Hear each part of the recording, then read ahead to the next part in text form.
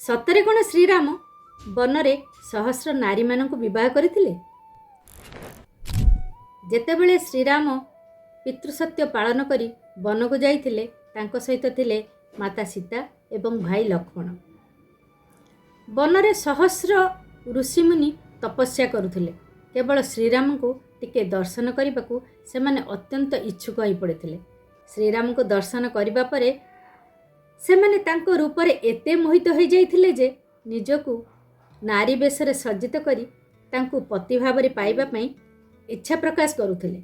श्रीराम ऋषिमुनि मानकर मन कथा बुझी पारी तांको कहिले, मु ए जन्म रे एक पत्नी व्रत ग्रहण करिछि, तेणु मु आपणकर मनवांछा ए जन्म रे पूर्ण करि परिबिनी।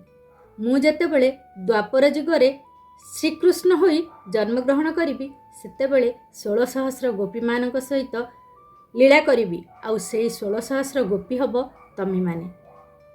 आज्ञा श्रीकृष्ण जो 16 सहस्र गोपी मानक सहित गोपपुर रे लीला करुथिले सेमाने सब एही मुनि ऋषि माने ही थिले। वीडियोटी केमति लागुछि टिके कमेंट रे कहि देबे।